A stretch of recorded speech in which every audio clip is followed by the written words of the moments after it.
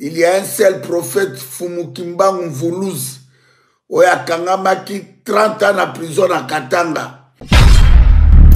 Bakanye en 1921, atiki biso en 1951. On dirait à Papa Kimbangu, il n'y a pas les prophètes là-bas. Bato tout bazali kuna ba traître ba criminel. Bomoni Papa Kimbangu aliaka na ba berge. Tokobanga moto te, motakobangisa biso te, lokola nga na bangaka moto te. Bokela nga nulle part, nulle part. Ba Rwandais bazu pouvoir bapesi yango na Félix Tshisekedi. Tozomona ndenge bozo sala mélange bolingi bobangisa bato na mokili. Papa Diangenda, Papa Kisolokele, Papa Dianungana. Bango moto basali kombo ya papa na bango lelo biso toyeba tolanda nzela wana. Bokoto, bokoto, bokoto. L'air est grave, l'air est grave. L'air est plus que grave. Les peuples de Dieu, bazom mekande konabino les chouchous de diaspora, nazozo bapele belé, belé, belé, belé, belé, belé, belé. Babiso nzambe moka zalaka kuna na mboka wana, waya bafingi nzambe na bango. Il y a un seul Dieu, Dieu tout-puissant, le créateur d'univers, le créateur des cieux et la terre. Mon anaïe Seigneur Jésus, le roi du monde, les yeux bleus. Il y a un seul prophète, Fumukimbangu Mvuluzi, oya kangamaki 30 ans en prison à Katanga. Papa Kimbanga sali 30 ans en prison. Baberge batiaye na Katanga. Bakanye en 1921, atiki biso en 1951. On dirait à Papa Kimbangu, il n'y a pas les prophètes là-bas. Bato tout bazali kuna ba traître ba criminel. Bomoni Papa Kimbangu aliaka na baberge. Mvuluzi Kimbangu oya kitaka na puissance ya Nzambe. Oya kitaka na puissance ya Nzambe. O biso tozola na nzela na ye. Tokobanga moto te, motakobangisa biso te. Lokola nga na bangaka moto te. Bokela nga nulle part, nulle part. Il y a un seul Dieu, Dieu tout-puissant, le créateur d'univers, le créateur des cieux et la terre. Nzamba zamo comme nzambe bazalaka mibale te. Oyo apesa mabela. Nzambe atini bino bozoboliaka na ba Rwandais. Kanambe aridi polite, kanambe bolena ye, bomelina ye. Moto abomi 15 millions de morts. Félix Tshisekedi bolena ye. Ti boko ndimisa bato kadima. Likolo ya mbongo, likolo ya corruption. Boko kokangai te. Boko kokangai te, bomeka, boko zwa fe. Bomeka. Totelemi na puissance ya Nzambe, tokozonga sima te. Bandeko na ngai, tozala déterminé biso nyonso. Na bitumba oyo. Moto abangisa moto te. Moto abangisa moto te, le peuple de Dieu. Mabele wana ezali ya Nzambe, mabele ezali ya Papa Kimbangu notre prophète. Wa nyoko maki na ba chaîne. Papa Kimbangu amoni passe pour la libérer Afrika. Papa Kimbangu amoni passe na ba prison boma na ba prison ndolo. Oh Papa Kimbangu amona yona yebo komona yango te. Ba lumbumba ba kata ye mike likola mabele wana. Lelo bozo lia na ba Rwandais. Bolingi bokanisa mokili mobimba monoko. Tozomona bino bozo lia na ba Rwandais. Aridi Polite Kanambe. Mwana Christophe Kanambe. Abomisi ba millions de personnes. Bozo lia na ye. Ba Rwandais bazu pouvoir bapesi yango na Félix Tshisekedi. Tozomona ndenge bozo sala mélange. Bolingi bobangisa bato na mokili. Boko kangai te. Pour moto azali kolona nga comme na ye Seigneur Dieu tout-puissant, le créateur d'univers. Et tant que dans la vraie Nzambe na liboso na nga bozate. Bozo benga nga ebele. Tokoboma yo, tokosala yo boye, olobi boye, bozo benga na koyamba bino te. Po bozabe conscient. boza bato boza na kati ya 27 tobundela mboka na biso bokomona makambo kimbanga asala wana na kati ya mboka wana au moins papa Diangenda, papa Kisolokele, papa Dianungana bango moto basali kombo ya papa na bango lelo biso toyeba tolanda nzela wana batekaka mboka te papa Diangenda liaka na batraitre te papa Kisolokele na Dianungana baliaka na barwandais te baliaka na barwandais te tozomona bino ndenge bozolia na barwandais tozomona bino ndenge bozolia na bato babomi bana ya papa Kimbangu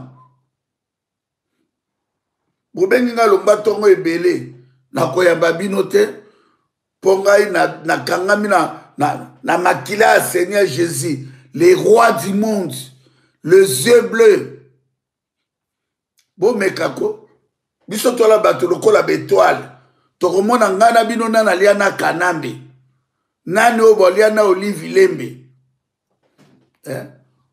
boextermine peuple wana bonyokoli peuple wana Yalora Sokoko, l'air est grave, la situation catastrophe, totelemi wana pona robundela mboka na biso. Tokobanga eloko te, tokoyoka moto te, moto pa kobangisa moto aza te, tokoloba vérité po mboka ekobika na vérité. Commandant Eso. Allô? Allô? Yo benganga posa l'abonnement.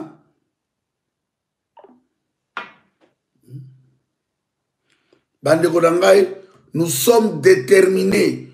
Oboko yoka kombata, o ngai résistant, nangina sangana na ba producteur, nangina ka peuple, bo kita bo buka place wana.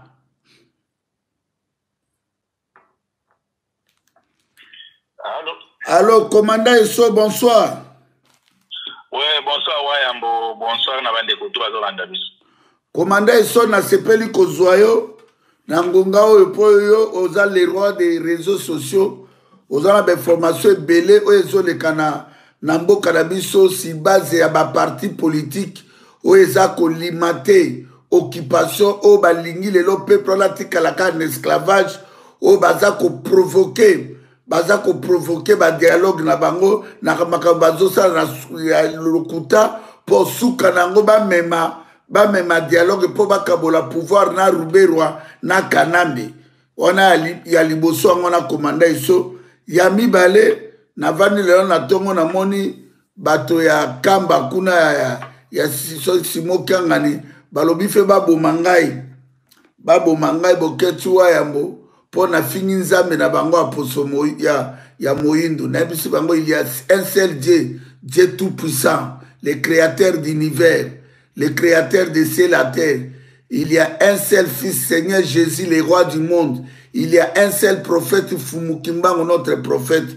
Commandant Eso, et puis tozoka banungu bato moko bakinibo makenaki so kisasa baolinga basala réunion awa basolo ana ba producteur totaki na biso komba moto te mais tozoyebisaka peuple moutaza na pouvoir po biso toa peuple mokonzi pouvoir au peuple pour le peuple par le peuple biso peuple mokonzi tokosalaka réunion na moto moko te biso peuple mokonzi tokokutalaka na bêtise te biso peuple mokonzi tozande na mobilisation jusqu'à la libération ya mboka na biso message yango na moi 3 points oyo moko lobaka moi 3 points commandant Eso mokili ezolanda yo panda poke.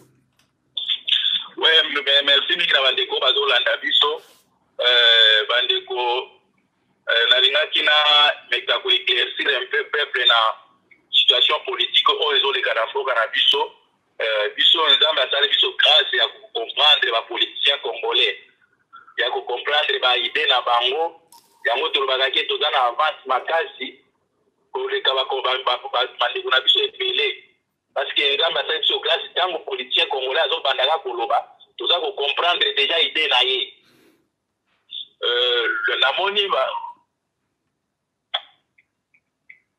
namoni balobi marche moko ezali le 6 marche moko ezali 6 oyo namoni bato ya force de collabo congolais oyo babengi ya FCC donc force de collabo congolais bango mpe baza na kati namoni bato ya Katumbi namoni bato ya bafayulu namoni bato ya katolike enini mais peuple zaïrois ekiminisme wana politique oyo basali wana kosangana wana eza très dangereux et eza mpona bien peuple na biso akobénéficie na buzoba na bango bazosala mpo Nzambe soki alingi alibere peuple akoutilize tous les moyens même baennemi bakokanisa te baosala bien mpona bango nzoka bazomiboma bango moko bato oyo ya FCC baza kosakana na peuple zaïrois Kabila azosakana na peuple ezala na bapolitien congolais Kabila aza se retrouver na kati ya majorité parlementaire Kabila azo se retrouver na kati ya gouvernement ya Chilombo majorité ya baministre kuna ya ye Kabila azo se retrouver na société civile et lelo tomoni Kabila se retrouver na kati ya soi-disant ya opposition oyo eza kotelema oyo elingi esala bamanifestation mpona kotelemela makambo oyo ya kadima nalingi nalakisa bino ke wana nyonso eza baaventure ekobota nango eloko te esengeli kaka peuple nde ndenge aza kotelema atelema azala na nsima bato wana te abengana na FCC na bato ya lamuka abengana bango tu oyo baza kokanisa ke bakodistraire peuple ezala nde debu mpona kobengana bango eza occasion yango oyo parce que ye Kanambe na FCC na ye force de Congolais collabo soki aza besoin ya kobloke Félix po Félix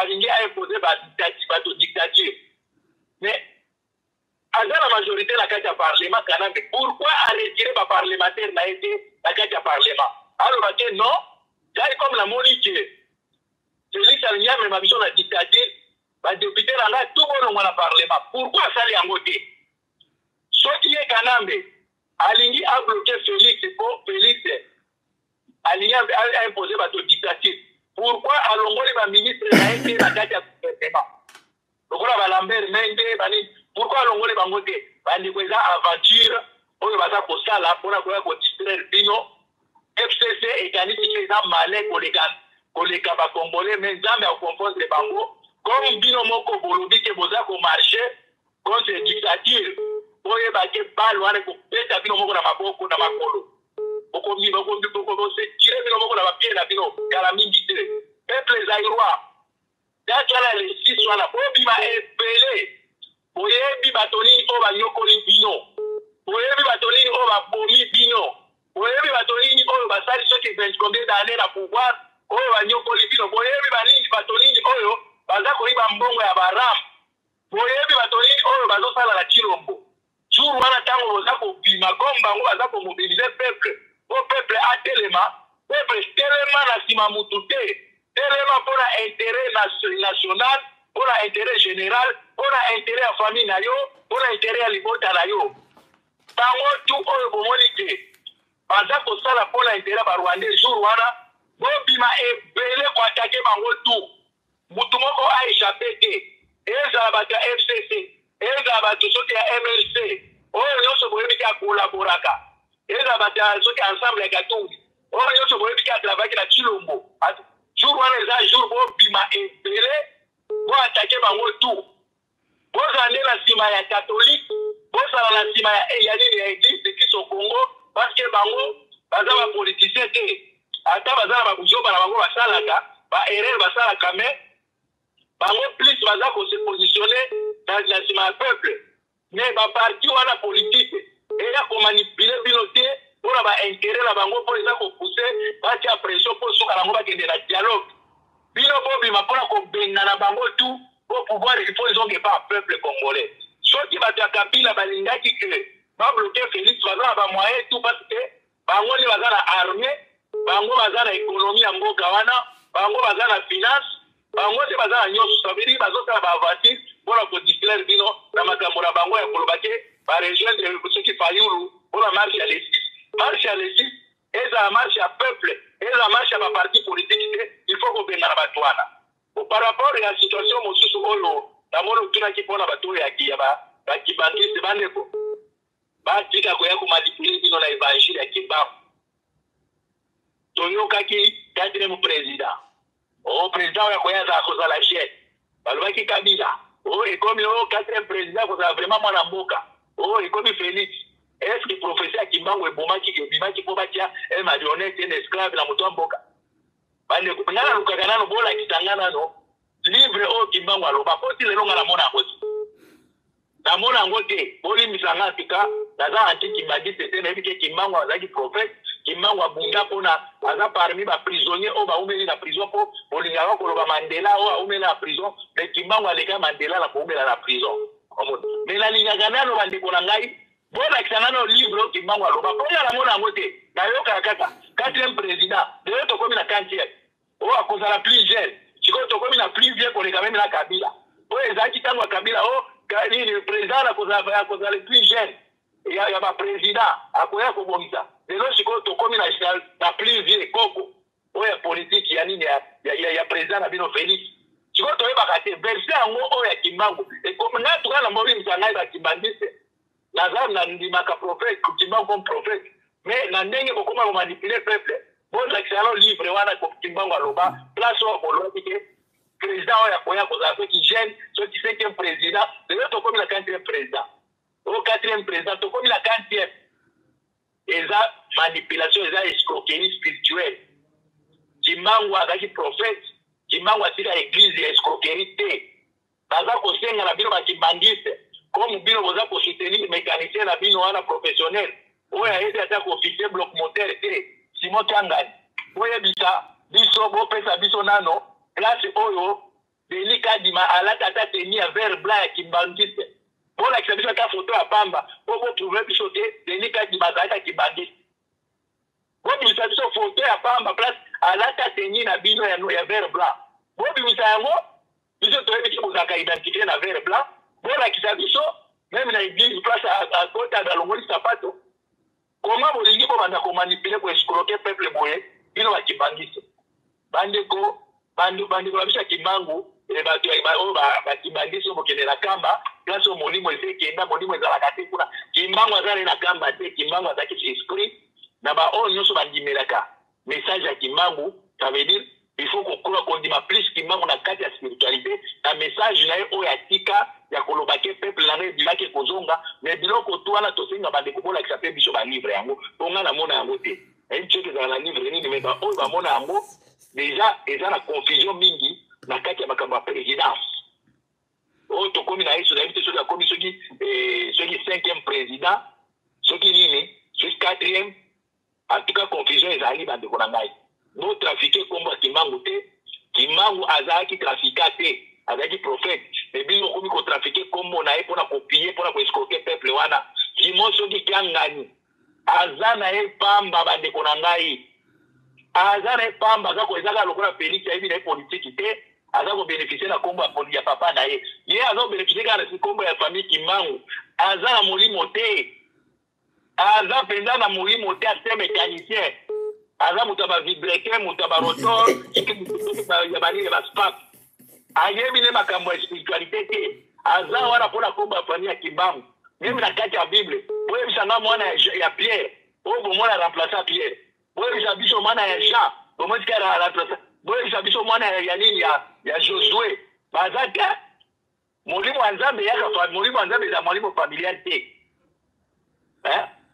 molimo ya Nzambe soki eye na famille moko kokende mpe place mosusu koma sase oyo ya bango ekoma royaume ata moto aza na molimo te boza kokende kongumbabelaka ye idolatrie wana nde Nzambe aboyi yango bandeko na ngai Kimbangu azaza ya tika église te oyo ekoya bino yakomi trafic bato ya makila bayakaka na kuna na kamba bakotaka babimaka bapesi bino bambongo bolie bokumisi bango boyebisi Kimbangu moto atindi bango moto ayibi baélection aganyaki te aye epa na bino akoti memi na sapato arespecte bino te akota na mozole na sapato oza kolobaka ke Kimba nini eza lieu saint mais ate epa bamizilma ya bamizilma kuna alongoli sapato botika kosakana na bato bino bandeko na biso ya bandeko na biso bozo kotela Kimbangu aza na kati ya bozo bana bino te Kimbangu moto atindi bino te bokende kosolola na bato bayibaki ba élection bato bazolia mbakila ya peuple rapport Mampingi eza wana bino bato bakimbangisi bo soutenir occupation tamulai bo soutenir Kabila tamulai je pense que l'église na bino fait kota la kati ya rapport Mampingi parce que bo soutenir moto abomi peuple wana oya sali génocide na kati ya mboka wana pona par rapport ya bandeko oyo bandeko ba combattant diaspora merci mingi d'abord félicitations lelo soki lelo ba kofi ba komi faible ndenge wana eza grâce na bino eza grâce ni ya commandant esote ni ya vie di bolombote ni ya bokicho te maître Paul te papa Tom te eza grâce na bino biso tozaka ba pauvre serviteur na bino totere makaliboso kaka pona kombeka ko informer bino ma situation ndenge ezali mais grâce à bino nzambe asali biso grâce bokomi koyoka biso lelo tokomi na facilité ya kokweyisa banguna na facilité tout mais eza na bato oyo balingi ba profiter na komba na bino bandeko na biso ya diaspora monde entier eza na bato balingi basakana na volonté na bino na nini na bitumba na bino bandeko na biso soki tomoni mabe na peuple mokonzi tolobaka eza na bamizita bakombata oyo et majorité na bango ba musicien ba bwaka bango majorité na bango ba bwaka baza ba peka ba musicien lelo bazo sala démarche atra na sima ya kanda miboma oyo alingi akota la télé 50 akomona kanda miboma en face ya nini ya Jean-Marie Kasamba alobaki ayebi to ba politicien ba musicien congolais ke ye azala facilité à contacter ba kombata asolaka na bango depuis kana miboma wana soki ayaki yango wana bomoni ba kombata mosusu lelo bandeko na ngai na sese bazosala campagne ya kotouche ba kombata esengeli tosolaka na ba politicien na ba musicien tosala na bango table ronde tokende komona bandeko okende komona producteur wana ba kombata oyo ya bino wana oyo bazaji ya contact na batakisha na ba musicien bango balobi ke il faut bakende komona ba producteur ya ba musicien ba solo na bango po ba signifier bango ke musique ko beta te bandeko est-ce que vous avez makambo na président est-ce que vous avez c'est normal ça producteur avant de faire aye ko lukayo te bosi bo interdire ba produire ba beta te bolobi na ko lukayo pour informer ka ki musique ko beta te est-ce que vous mona ngoza normal o to lukasal to bensa ba producteur le boso même ya préfet ya Paris to yebisa bango ke musique ko beta te boko sakana na batute escroquerie na bino yana ki kombata ekoleka wa te biso totie ba bino biso na danger bolingi mo me yani so ba nyoka wana ba poison ya ba musicien to ya kofana na bango po ya koboma kape bato ba koboma bino te po boza ba petit na bango boza ba master na bango mais ba biso mutato tozo sala face na bango toza la danger à faire bato wana mutu mo ba kosmundero oyo kaka akomeka kosona bato wana akena kombo na yemo kote kombata moko a déléguer mutu aza te réunion tout oyo biso ba peuple mokonzi tozalaka prêt na ba réunion oyo toyebike ko profiter na peuple mais ba réunion oyo tozomona déjà ba proposition na bino ya kolinga ke tosola na ba musicien na ba politicien to fanda bandeko et koleke pas peuple mokonzi te biso tozala réunion na moto moko te peuple mokonzi pour le moment azala ligne na yemoko ko ma diaspora to mobiliser Kinshasa bato ba bima. Objectif ya peuple mokonzi pour le moment c'est ça. To senga na ba musicien ba aider biso ba mobiliser peuple ba sala yango te. Lelo mandeko na nga à travers les réseaux sociaux diaspora boza la fière ke ba komi koyoka biso. Peuple a komi ko comprendre que diaspora za libanda. Mais to moni bandeko ba komi sala ba démarche ba travail mo ka cesser ko contacter ba tout bo moni photo solana ba producteur to solana bandeko yo ko solana mutu ndenge nini yo za déjà position de force.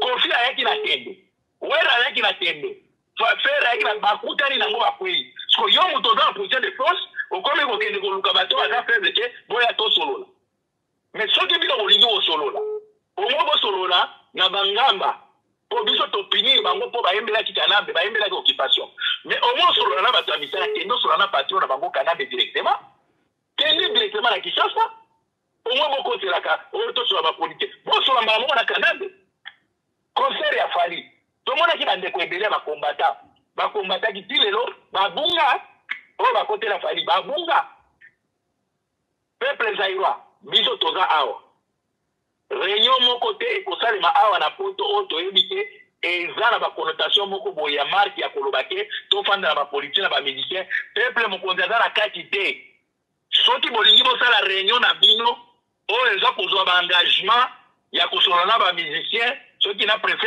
ya Paris bosolola na bino sans peuple mokonzi mais peuple mokonzi akopesa peuple rapport bokomona ndenge bokokima poto bokoya lisusu na bamarche te bokokima komba po tokotikela bino te biso tosikapie mpona bino te diaspora bozala pre soki tomoni badémarche na bango wana diabolique oyo ezosala ke jusqu'à présent objectif ya komba na biso c'est mobiliser peuple atelema pour le soulèvement populaire po torécupere mboka na biso komba na biso ezalaki na musicien te po ya komona ke po bobloke conseil ya fali ya kofi bala moko bomoni lokola objectif na biso eza atteint déjà c'est le moment soko tonégocie soki bino bomoni ke objectif na biso ezalaki conseil ya kofi bosolola na bango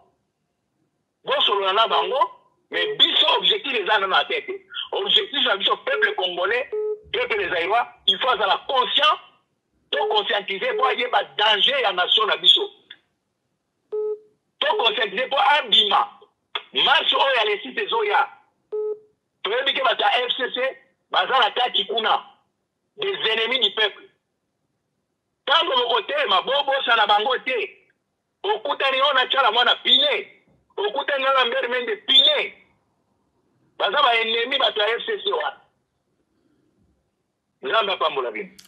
Merci commandant So Ekanzi Esomi Mutota Kindu Manyema message kitoko oyo pesi peuple bolanine commandant So lobi biso peuple mokondi tokosalaka rino na moto te biso peuple mokondi tokovandaka na moto te objectif na biso ezali ya kobengana kanambe mobilisation na kanambe soki kofira yaki atotelemela te tosalaki ba email te mais lero kisasa ba Rwanda bino mo bomoni journaliste rwandais oyo communauté Nicolas na azotombuka pourquoi boboy bango babeta et puis kofira ngo ye moko alobi ke ana kombo ya gwepa te tata na zalaki ba memaka ende na libala ayebi pe bino te azana étranger ayebi pe bino te peuple oyo peuple ya ndenge nini yango tolobi bandeko na ngai biso tozali déterminé toana nsima ya baparti politiki moko te tokosololaka na bapoliticien moko te tokosalaka négocie jusqu'à na libération ya mboka na biso mais peuple kinois soki bokobima lesisi ndenge catholique bio tozo bacatholique ndenge aza le seul force oyo toterpelaka mpe Fridolin Mbongo na baprotestant lokola bazwi makanisi ya kobimisa bobima bosala révolution bobengana ri ndoki ya mboka wana ezali SCC ndoki ya mboka wana ezali baparti politiki na baeglise na kati ya mafia balingi batika bino na kati deja boza baesclave bobeti 84 ans e bobeti 24 ans 24 ans esclavage bwana mai te bwana kura te bwana eloko te yango na biso komanda eso edi bolombo Christian Bola elongo na bandeko mosusu tomoni bango ke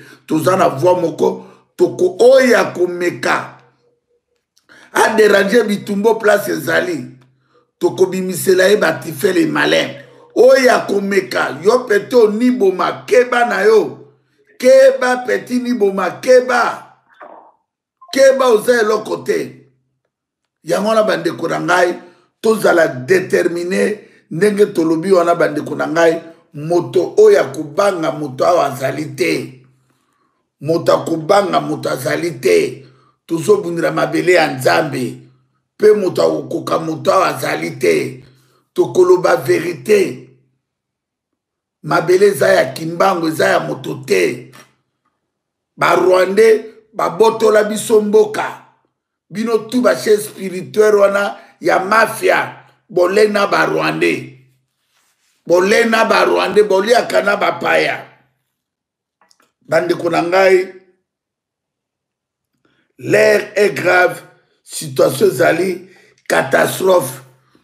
Bobanga na bino eloko moko te nazali na koloba vérité awa na Bokoto TV bo s'abonner belé. Yo ke père spirituel moko na mbokana aloba ta makambo ezole kanabeni. Massacre à peuple à part docteur Denis Mukwege, à part cardinal Mosengo Passigna, à part pasteur David Ekova, à part papa Honoré Ngwanda, à part diaspora, à part ba mai boze lo côté bokera bato nzambe nanga lekibino maboko nanga ezali pembe nazali pembe boy comme ça maboko nanga sans tache bokobenga nga longba tongo na koyambaka bino te be conscient bozobenga bobenga bo expliquer ngani bomoni papa Diangenda na papa Kisolokele na papa Diangano baswanaka bakabonaka tozomona bino ndenge bozo panjana o te tolingi bo te o ya kufe liwa biso te liwa ya mokoto toyebi ete na kamba. Est-ce que papa Diangenda na bandeko ne misato bo basala mosala lelo bino bo ko profiter rango bana papa Simo Kimbangu ke oya les grands prophètes mobala mama mwilu bakabonaka tozolo bande wana le mal wana bo pandi bato likola mbongo bino tuo bozali wana ba soi-disant ba chef spirituel ya ba occupant so bo kufi dans 3 jours bo kopola bande kurangai tozo ya Edi Bolombo bonsoir. Bonsoir Boketua Yambo. Le sako. Ouais, Olandi commandé so nenga lobby. Zara la 3 points bola au monde nenge batwana bandoki. Basangani Kanambo azali premier ministre yaye na kati occupation. Bati lukwebu yaye majorité ba député yaye mais makambo tolobaka awa lelo tomoni ba politicien na bino moni yo na ye kuno za esclave ba politicien na bino basangani na ba Rwandais po ba mema bino na dialogue lobi bokomona Rubero azongi ministre boye ba lingi te mboko anezala libéré mais biso tozali na vérité Kimbangu ayaki na vérité Lumbumba na vérité, Kasavu na vérité, Mobutu na vérité, Tokoleka awa na vérité. Yango tolobi greffier international membre à peuple Mokonzi. Olandi makambo ezoleka na mboka na biso makamawa mais catholique na protestant balobi les 6 batubabima biso tobi batubabima mais baye baki biso bakolomboka tout ça ko se préparer.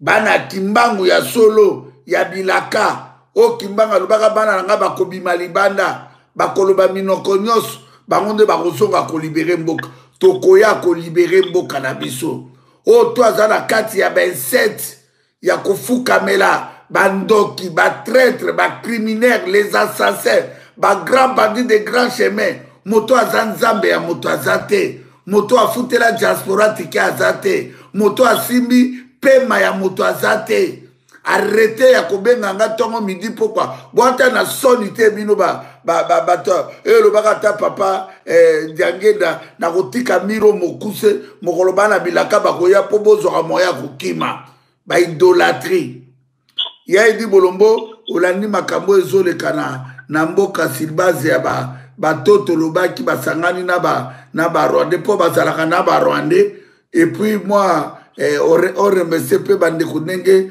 ba diaspora bakendeki kovanda na procès ya Courbe assassin criminel Courbe oyo koko oyo ya 75 oyo acha défier Kimbangu yo moko monde na kendaka na yo na arena na lalaka libumu na nga na se pe miracle salemi ya Edi Bolombo pe bato ya Kangani bazobenga nga lomba tongo ba 1000 appels babio na touché nzambe na bango na komona tozolo ba vérité que kadi mazamu ta kimbangiste na bino te kadi mazamu luba asambelaka na kimbangiste te bango mo bayaki o 4e président akozala mwana moke babenga Rwandais 4e président siko mutu munene wana Félix Tshilolo bokobenge nini akoti meme na mausolée ya papa Kimbangu na basapato oyo ezali interdit meme ba maréchal Mobutu batikala kosala ngo te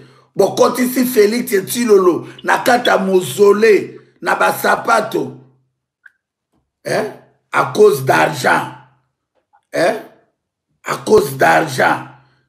Yangwana malobomboka yo greffier international Edi Bolombo. Merci beaucoup, Bokecho Yambo. Merci. Tombola moi voix beaucoup là. Tombola moi voix. Merci beaucoup. Loba moi makas. Oui. Bon, merci beaucoup na batutu batakolanda. Batutu batakolanda.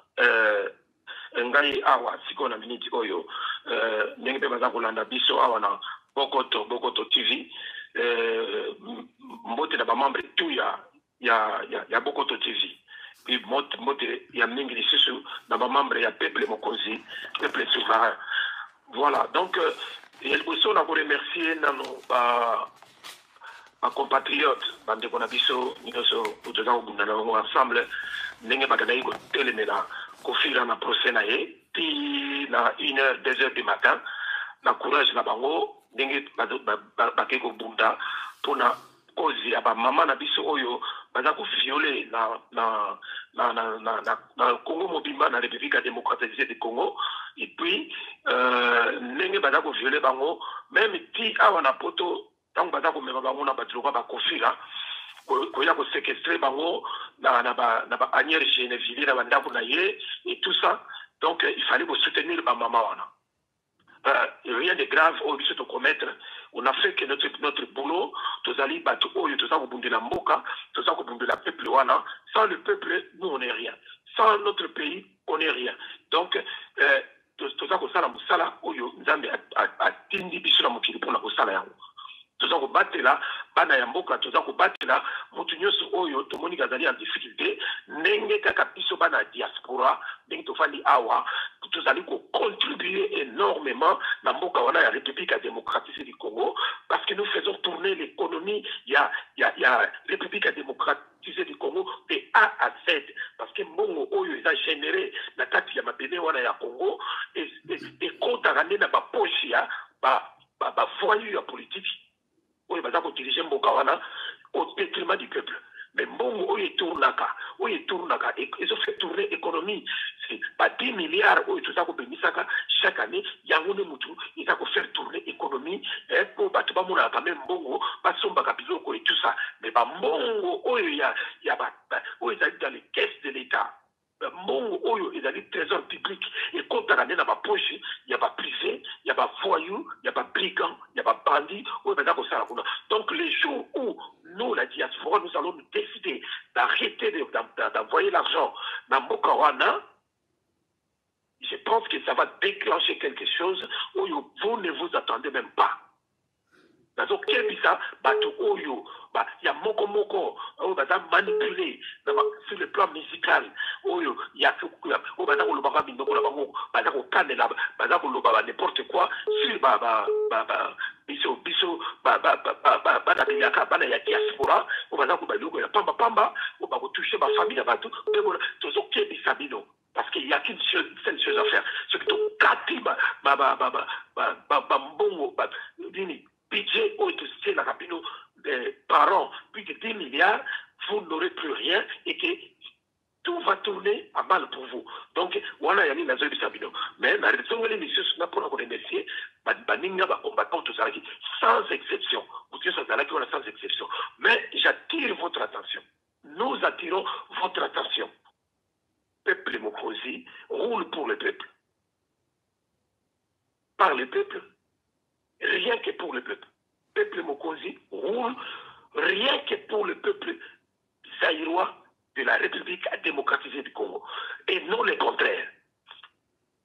Donc on n'accepte jamais, mais au grand jamais, tout le monde a bitumba oyo biso sali pour la occupation awana na niveau ya diaspora batu mususu basakana na yango. commandant soit le tout à brosser tout. Je suis totalement d'accord dans Malobo, commandant soit le et je n'ai pas plus à rajouter encore pour la Kolobakuna. Tout ça, quand on attirer attention, tout le biquet, tout l'unité, tout va faire la récupération. Récupération. C'est pour ça la récupération. Biso ça la politique. Biso ça la politique. Nous sommes dans la révolution et dans la résistance. Tout ça, l'ingandé, tout la libération en Bokana. Tokoki kokende kosagenuete devant ngamba ya bato oyo bazali kodirige mboka na bino parce que bamusicien bazali na bango kaka bakolabo bato oyo bazoliaka bambongo epai ya bato bazoboma biso bango bazoliaka bambongo na bafaux politicien bapoliticien bapolitique ailleurs oyo baza bapondé ya république bavoyou bango mpe baza kotinda bango mpo baya kosala biso makambo bango donc tokozalaka jamais na contact na bango mpo na biso contact ezali te toyebisi bino boyoki makambo oyo commandant so alobi nous tous on est d'accord bon nazongi sikoyo mpo naaloba makambo ya Kimbangu le prophète Simon Kimbangu atika église dans Mokawana. Bozoyoka. Ici, je jure au nom du peuple zaïrois de la République démocratisée du Congo tout entier. Ici, je jure au nom du peuple Mokonzi. Peuple Mokonzi, qui est une association bien aguerrie pour défendre le peuple Wana. Ici, je jure au nom de la diaspora, peuple de la diaspora. Donc, tout ça, le baboui. Tout ça, le baboui. Papa Simon Kimbangu, le prophète, n'a jamais créé une église quelque part. Mais si vous voulez continuer à œuvrer pour l'esprit de Papa Simon Kimbangu, nous voulons des gens sérieux, ayant vraiment capté l'esprit, des gens qui vivent dans cet esprit-là, et voulu Kimbangu pour la libération totale de la République des Zaïre, et non des aventuriers comme les Kiangana, et non des aventuriers. Si vous osez commencer à menacer les gens, à menacer Boketua Yambo, ou à menacer quiconque, ou à défendre Mabélé, Yambo Kawana, ou quand ça fait que tout ça bangabino. Et d'ailleurs, tout ça pour promettre Bino, que les véritables Fourouzi, les véritables Banabilaka, Oyo, Bazalina, esprit, prophète Simon Kimbangu, Bazoya, Bango va récupérer institution kimbanguiste. Vous faites partie du passé. Depuis ces jours, vous faites partie du passé. Vous ne reviendrez plus jamais. Plus jamais. Donc, vous voyez, bana ya Kimbangu, bazakoya, oyo bakufandisa, institution wana, kimbangiste, na esprit ya vunusi, pe na esprit ya kufandisa, kotia pe na mboka wana, ya République démocratique du Congo, et puis pour la libération totale ya mboka wana. Vous qui êtes là pour l'instant, vous êtes des aventuriers. Tous des aventuriers. Tolimito mona, ma photo ya kala. Vous m'avez dit sur le biango, mais à qui na vous noté. Tolimito mona, ma photo ya kala. Il y a Denis Kadima. Il y a Vert Blanc. Tolimito mona, film ya kala. Il y a Denis Kadima. Il y a Vert Blanc. pour prouver réellement qu'il faisait partie de l'église qui m'a dit. Vous savez, dans la bâtiment, on a terre. Ce qui vous voulez, n'a pas rwandais, pour vous, ça n'a pas fantir, il y a que Mokawana, et ça n'a toujours sous contrôle rwandais. Et que biso pour Moka, tout ça, il y a que Telenganabo, il y a que Panzanamo qui mobimba. Et puis, il y a que Batuma Kufaka, ma maladie, mon piqué zate, maïe zate, ouré zate, naïbi sabino awa. Ce qui va arriver, ça vous arrivera. Et puis, bon, dit Mayamo, qui est au Salama.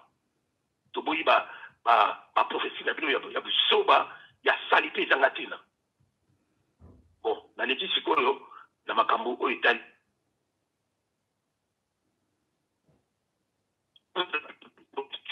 Pourquoi?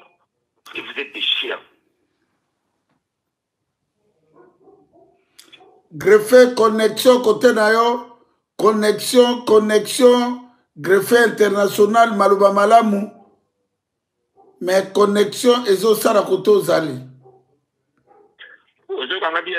Siko ça va, global. Les politiciens, les vrais politiciens dans la République à démocratiser du Congo, sous occupation, il n'y en a pas. Nous vous appelons des politiciens. Pourquoi? Parce que vous êtes des chiens de Pavlov. Allez chercher dans les dictionnaires que ça signifie les chiens de Pavlov. Donc, nous avons dans la binoté, nous contact dans la binoté. Makamutu bozo sala na occupation. Makamutu bozo, oye bozo, manœuvre tout bozo sala.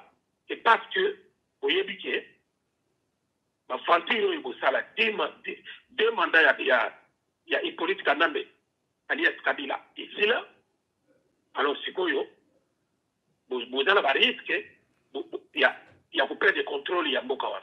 Mais nous vous assurons que vous allez le perdre, le contrôle de la République à démocratiser du Congo, qui va redevenir le Zaïre. Vous allez le perdre. Vous n'aurez pas beaucoup perdre. Donc, ma manœuvre nabino dilatoire, ma manœuvre nabino stratégique, vous avez ça maléfique, vous avez ça là, wana, il y a beaucoup kamata, oh, vous tout ça, il y aura des négociations.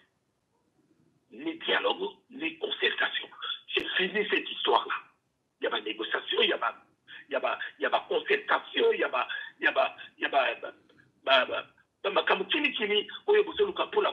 pour affaiblir l'esprit du peuple zaïrois. C'est pas la peine. C'est pas la peine au bozo kenda kana mulungu na o boyna boye to sala boye pour le groupe ya ba protestation boye et tout ça. Les mêmes personnes batoyo ba rwandais ba politique kanambe okuta bango na opposition okuta bango na majorité okuta bango na ba union sacrée secret ba union sanité les mêmes personnes. Mais maintenant, ils sont à la recherche d'un autre dauphin. Ils sont à la recherche d'un autre dauphin. Oyo, akoya ko zo place ya Félix Chilombo. Parce que que Félix Chilombo n'a aucun bilan présenté. Et puis bango mokopé, Rwandais, ça peut na bilan à présenter. Mais balingi ba tourner à rond, kaka baba na ba dépêchage. Banini, la carte va congolais, où il y a pas soba, où il y a pas pourri, où il y a pas sila mayele, où il y a le koso ya mbongo, pour la base de ce bangoana, et peuple à continuer à couper la misère, pour mettre la bango. Et finir cette histoire-là. Donc, message quand on va comme on a exagéré. Et tout ce qui me sous, la bosse non, Orozonga les sous, yaidi Orozonga les sous, pour tozo la kisabango, tout ça bango ba somme. Ya moto azalaka guerrier David ndenge tozali na peuple mokonzi. Merci greffe international Edi Bolombo, merci beaucoup. Ozozonga lisusu, ozozonga. Bande na ngai bolongo la kubanga. Bolongo na somo ya bato. Babangisi bino ya trop. banyokoli bino ya trop moment ekoki ya kolibere mboka na biso na maboko ya baétranger. Mboka wana l'état n'existe pas. Soki ovandi ozokanisa ke boko kotimide boketu wa yambo boko menace boketu wa yambo boko sali liboma parce que ngande na telemi awa na banga ka moto te eloko te nazobundela mabele ya kimbangu les vrais kimbangu mabele ya nzambe nzambe apesaki biso mabele nzambe alobaki te ke baétranger baya papa kimbangu asali mosala boti barwandais baye kobotola Lumbumba bakate do bino bozosala histoire na bino ya kokosa bato ya kodormi bato mais bozabe conscient na kati ya ba7 na bino boyebi te ke mboka wana république n'existe pas, l'état n'existe pas. Kanambe oyo bo akota na bokote na mozolo azali traite rwandais, Rubero azali rwandais, Moïse Mwarungabu rwandais, ba rwandais na armée na bino, ba rwandais muto bazo diriger, ba premier ministre na bino ba rwandais, ba Tutsi bazo diriger mboka wana par les défis. Yango tozozo a Papa Aron. Papa Aron. Papa Aron. Allô? Nazozo après prière oyo. Nazo mbala moko. Soka esi lo bengo leki. Merci. Badeko tozozo a Papa Aron. Mombu na nzambe. Mertolingi tochana no. Bomo na force ya boketu wayamu. Place na zali. Place na vandi. Tozo bunde na obundela mabele. Na kobundela mabele ya nzambe. Boko bangi sa moto moko te. Bolia kanaba rwandais. Boteka mboka wana. Bo imilia bakoko na biso. Boza eloko te. Bandeko toyoka. Général Koulfa la zozwa. Après prière. Général Koulfa la zozwa. Nazozo, nazu Papa Aron, nazu Général Koulfa. Ok?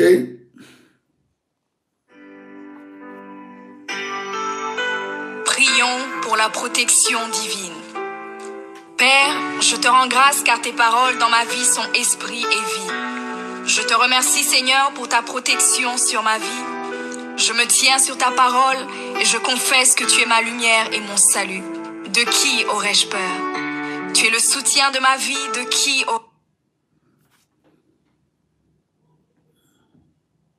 aurais-je crainte? Quand des méchants s'avancent contre moi pour dévorer ma chair, ce sont mes persécuteurs et mes ennemis qui chancellent et tombent. Je refuse d'avoir peur du mal, car je sais que la main puissante de mon Dieu est sur moi et je suis plein de confiance au nom de Jésus. Je crois dans mon cœur et je confesse de ma bouche que je suis un enfant de Dieu et mon Père céleste ne permettra jamais à mes ennemis de toucher ma vie. Je déclare que je suis sous la plus haute protection, car la parole de Dieu me dit que ma vie est cachée avec Christ en Dieu dans les lieux célestes. Je me lève maintenant et je couvre ma vie ainsi que celle de ma famille dans le sang de Jésus. Je crois et je confesse que sous le sang de Jésus, le diable ne peut rien me faire, parce que la Bandeko et Abitumba bon comprendre. parole de Dieu déclare que je l'ai vaincu à cause du sang de l'agneau et à cause de la parole de mon témoignage. Voilà pourquoi je confesse que mes ennemis sont vaincus par le sang de Jésus et que je suis plus que vainqueur au nom de Jésus. Je crois et je confesse que ma vie est entre les mains de Dieu. Alors je déclare que je suis intouchable, imbattable et que je suis indestructible. Aucune action de sorcellerie ne peut m'atteindre, aucune action d'occultisme ne peut me toucher, aucune œuvre du malin ne peut réussir dans ma vie. Je déclare nul et sans effet toute onde négative de haine et de jalousie dirigée contre moi au nom de Jésus. Je déclare en tant qu'enfant de Dieu que je suis une pierre vivante. Si l'ennemi tente de tomber sur moi, il se brise, et si je tombe sur lui, il est écrasé. Je confesse que quiconque se lève contre moi tombe sous mon pouvoir. Toute arme forgée contre moi est sans effet, et toute langue qui se lève en justice contre moi est condamnée au nom de Jésus. Je crois et je confesse que l'Éternel est mon berger. Même si je marche dans la vallée de l'ombre de la mort, je ne crains aucun mal car il est avec moi. Je déclare que je marche et vis en paix au nom de Jésus. Je me tiens sur la parole de Dieu maintenant et je prends autorité sur toute puissance de peur. Je les chasse de ma vie au nom de Jésus. Je crois et confesse que je n'ai peur de rien ni de personne. Et je ne crains aucune situation car je ne suis jamais tout seul, mais le Seigneur est avec moi. La parole déclare que Dieu est pour moi un refuge et un appui, un secours qui ne manque jamais dans la détresse. C'est pourquoi nous sommes sans crainte, même quand la terre est bouleversée et que les montagnes chancellent. Même au milieu des luttes et des combats, je sais que l'Éternel des armées est avec moi. Le Dieu d'Israël est pour moi une haute retraite. Je crois et je confesse que quand l'ennemi viendra comme un fleuve, le Saint-Esprit le mettra en fuite. Je déclare que mes ennemis viendront contre moi par un seul chemin, mais ils s'enfuiront par 7 chemins. Alors je déclare que tous mes ennemis prennent fuite maintenant, au nom de Jésus. Père, je me tiens sur ta parole et déclare que par le pouvoir que tu m'as donné, je marche sur les serpents et sur les scorpions, ainsi que sur toute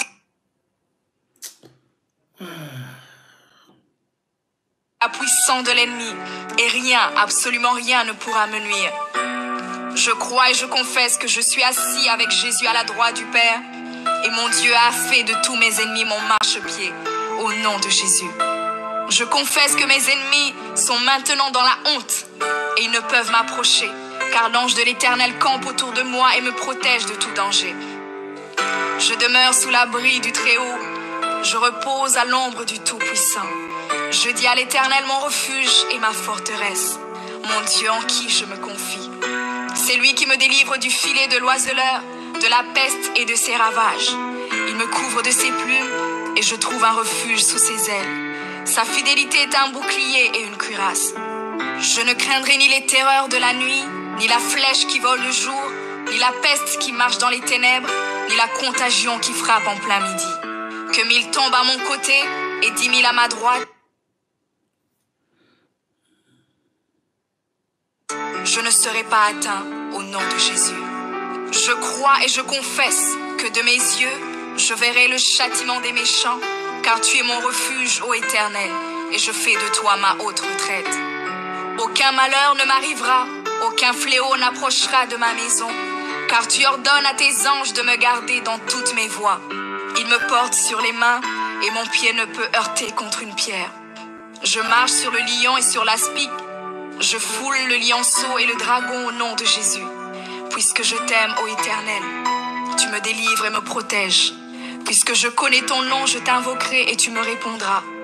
Tu seras avec moi même dans la détresse. Tu me délivreras et tu me glorifieras.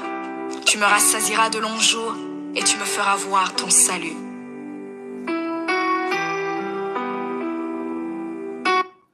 Bandeko, na zingami na makila ya Seigneur Dieu Tout-Puissant.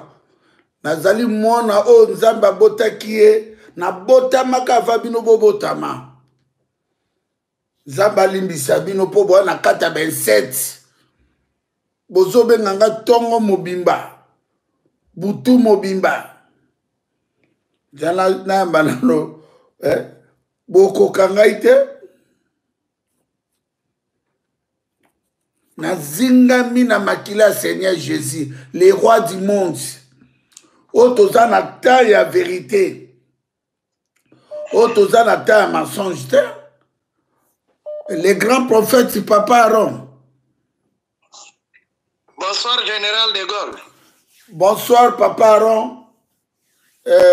Orandi message. Makambezo le kalambo karabiso zali pasi. Comment na ba kanambe oyo ba massacrer peuple wana. Mais tozomona bande konabiso makambo tolobaka. O tozoloba. O tokolobaka. Toyebisa ki bango ke yoke politicien na mboka wana. Bazate. Bato babomi ba millions de personnes. Mais tala bande ko ba parti politique basangani na kanambe. Moto azali na majorité na parlement na bango occupation.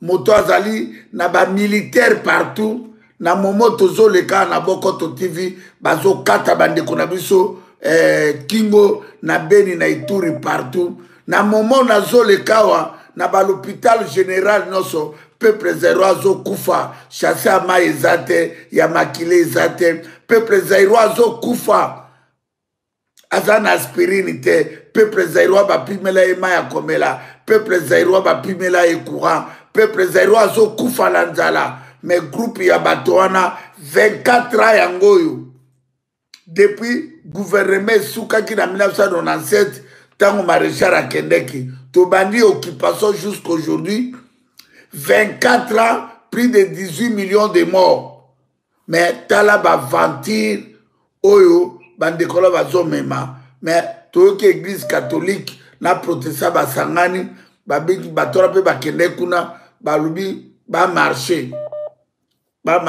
les 6 yango tozoyebisa peuple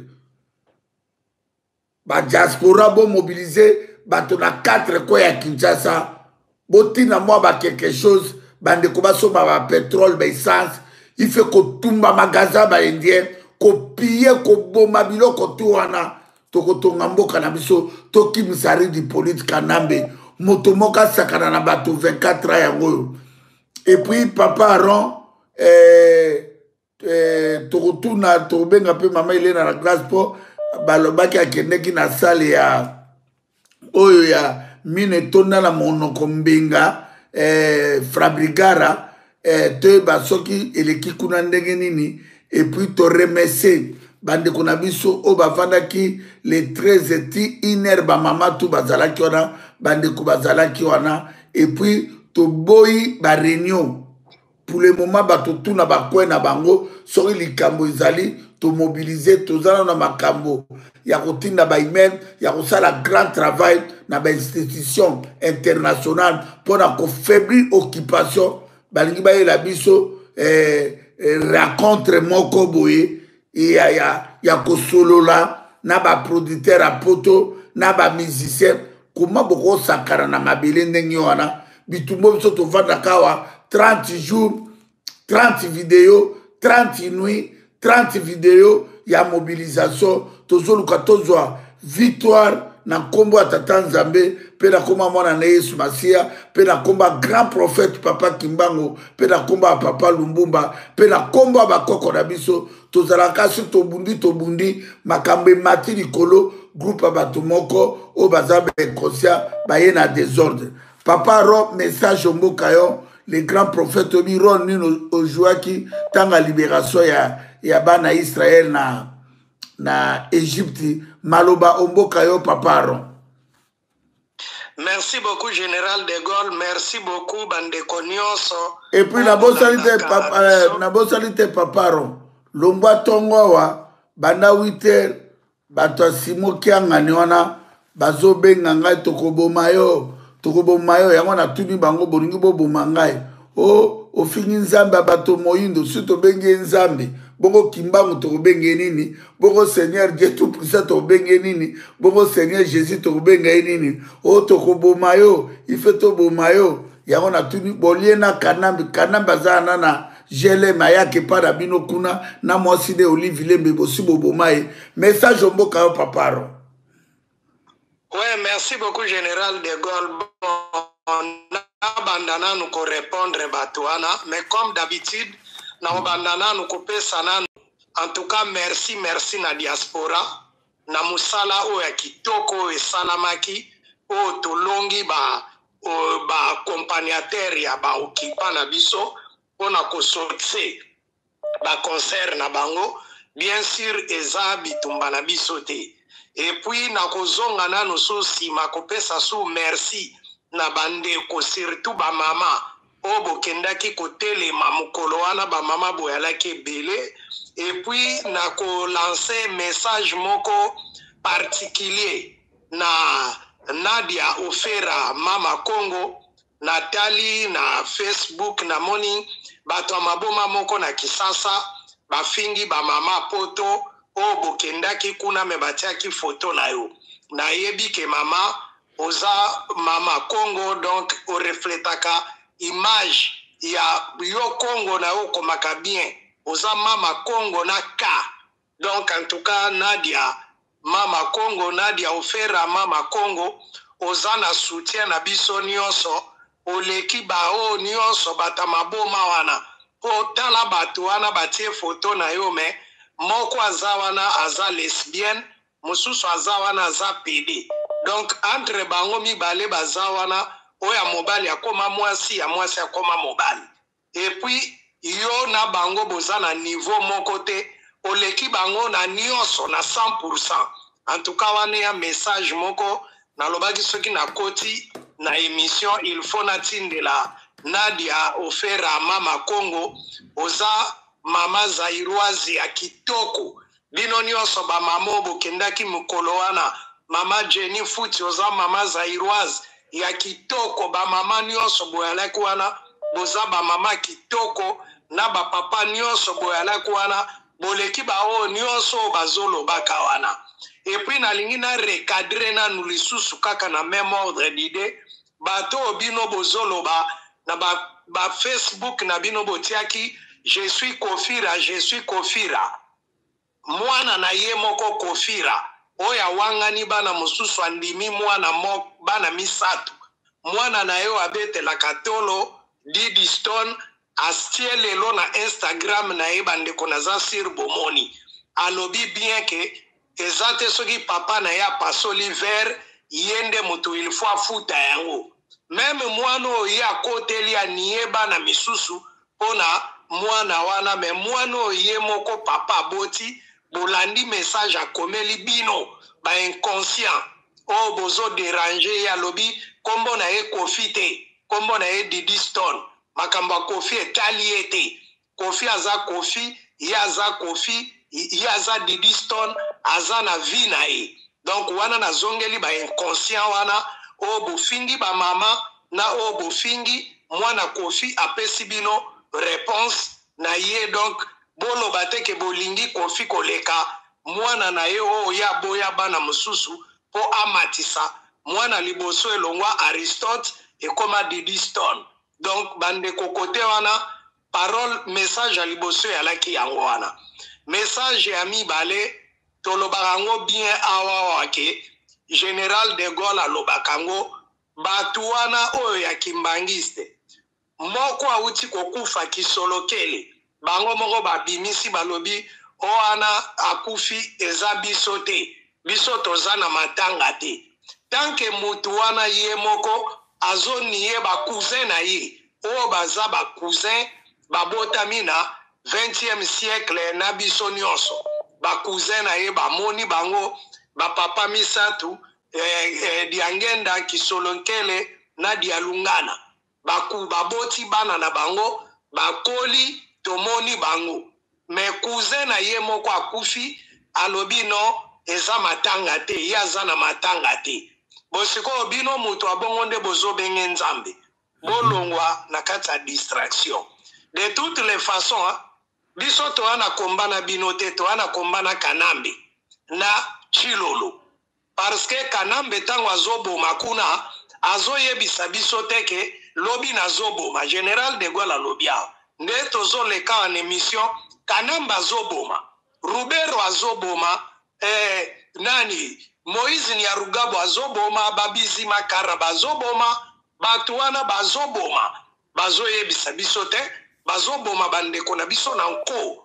Donc bino soki bolingi bozalaka bato Kanambe bokende bozwa pari ya gato na bino bolia gato na bino botika kobimisela biso ba distraction poto ya kotanga bakombo na bino moto abomaka moto ayebisaka te.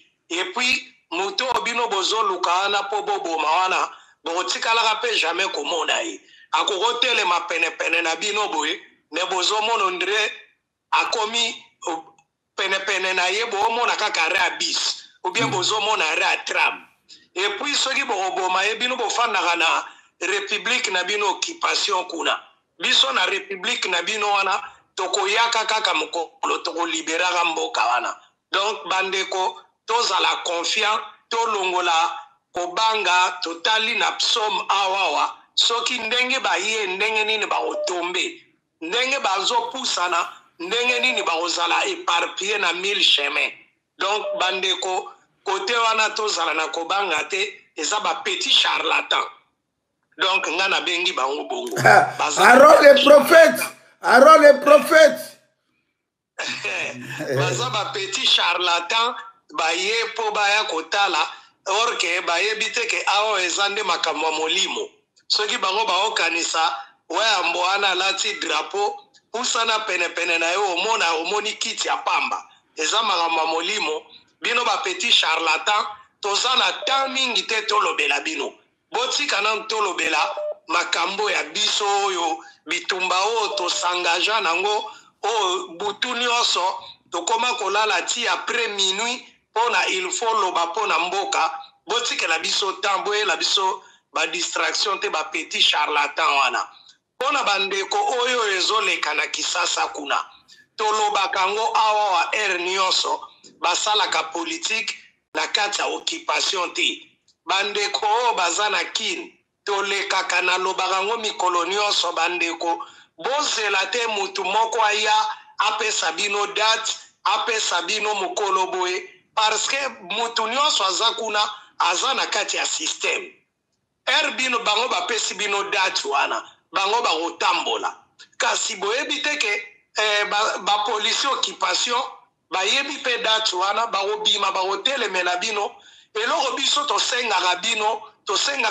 date te tosengi bino mpe bozalaka na nsima ya mutu te tala bokomomona bango wana basangani naoki bato mosusu balobi soko osangani na Kanambe mpona kobenga na Félix eza bien mais Félix ye moko deja asasangana na Kanambe ndeni bino so boke esangana na Kanambe mpo bobenga na Félix donc ezali système moko babenga yango cercle vicieux bazotourne bino a rond donc yango wana nalingi naloba na bino surtout bandeko ya Kisasa bozela date te ezalaka na date te na sina yebisa bino bandeko révolution koko banda même na groupe à 10 personnes soki kaka botumbi pompe essence moko révolution mobimba yango wana soki bino botumbi kote kuna lisusu batumbi basoldat wana bafutaka bango $50 soko oza officier wana ndo $800 basous-officier $50 nayebi te bakaporo peut-être bazwaka $35 donc baza bato ya nzala tosi toyebisa bino peke bavivre frais nyonso oyo oyo bapimela bino oyo batekelaka bino cher na mboka wana eza ya mwasa Hippolyte Kanambe soki asombi carton moko na $5 na Namibie na baafrique du sud azoya otekela bino carton na $25 afutaka transport te afutaka douane te me bino boza wana bozo préféré na bino yango baokata bino courant depuis le premier baye kozongisela bino courant le 28 le 30 boke bofuti facture o sino te bakolongola compteur donc bandeko nyonso wana boza na bamaladi bokende na bopito boye traitement eza te parce que soko ozokende opito il faut même seringue na o deja ozalaka nango na poche po kuna même seringue ezalaka te et pourtant na bopito ya baindien na ya bachinois kuna nde bapareil nyonso ezali donc bandeko surtout bino boza na 4 coin ya mboka wana bandeko meme ya Bazaire soki bomoni bandeko ya Kisasa bazolalisa bino pongi bandeko Équateur bandeko ya Ozaire Lede Kasai Shaba Kivu bandeko ponga na kontaka toujours 9 régions na biso donc botelema o nyonso bokomona ke bokoko sala pona mboka wana bosala yango bandeko bozela te po bapie date le 6 novembre biso to mobiliser bandeko ya diaspora to mobiliser bandeko babima mais eloko nde to boyaka bandeko babimaka parce que babimaka po bazonga biso eloko tozo senga na biso nyonso foto yebisa bandeko soki bobimi bozonga te po ndeko ata yo moko soko bimi babwakeli yo gaz lacrymogène mususu babotoli yo telefone mususu babeti yo bamatrake bacordelete me ntango yo ozozonga na ndako tango ya na ndako koluka nini eloka kolia te soki babeti yo babwaki yo lacrymogène okokende dispensaire il faut zala na bambongo na bango bafranc wana mpo ofuta soki oye na wana biloka kolia eza te donc ndeko soko oyebi kokobima po ozonga na ndako nga na kopesa o conseil mokolo wana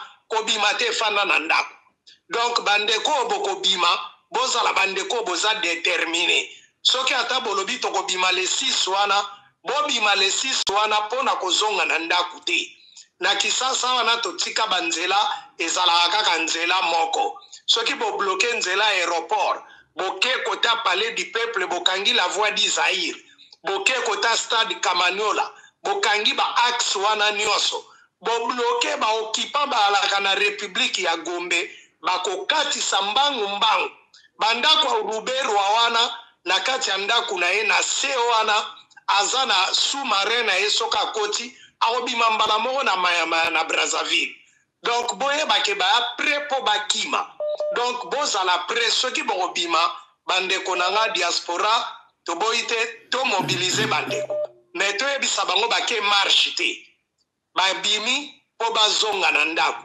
eza marche te bakei mokolo wana oyo akobuka babuka oyo nyonso bakosala basala eza makambo te oyo boke marche bozonga na ndako non eza date bapesi bino bocomprendre bato wana mutu moko ta koliberaka bino donc message na yalaki nango nanu mpona bandeko ya kisasa mpona bamakambo nyonso yango wana sikoyo nazongi na mobilisation oyo biso tobandaki kosala awawa oyo toza nango po avant tokanga baambassade tobandi nanu mama Helena Garcia aokota mpona apesa biso précision po ye moto akendaki epai ya Fabrigara me nakopesa toujours numéro oyo akobenga toujours vite fait mpona biso bandeko toya libanda ya France 0033 472 44 77 et puis mairie à Lyon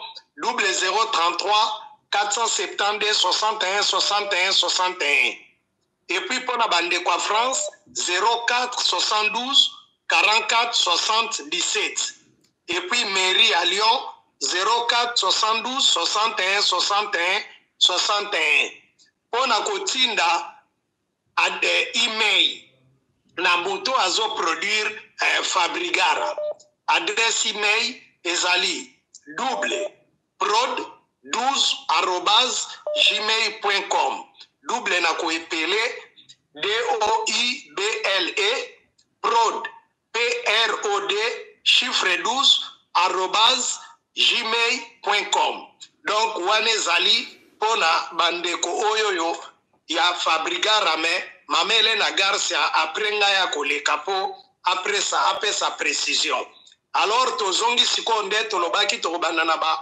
institution ya Belgique tobandi nanu epa ya premier ministre Alexander De Croo numéro pona kozwa na kati ya cabinet na ye o ye moka kokoyamba pona bandeko ba libanda Belgique ezali 0032 25 01 02 11 pona biso bato na kati ya Belgique 02 501 02 11 et puis pona ko contacter cabinet na ye obeta contact @premier.be contact COETACT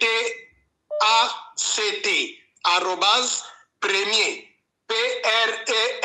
PREMIER.be et puis pona ko komela ye moko komona ye Alexander De Croo pona ko komela ye moko ezali Alexander.decroo @premier.fed.be Alexander donc ALEXANDER point Decroo DECROO @premier PREMIER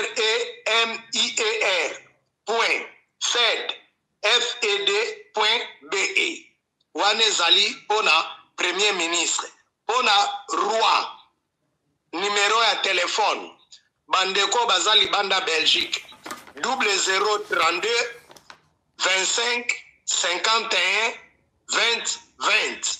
On a biso bandeko to ana katsa Belgique 02 551 20 20.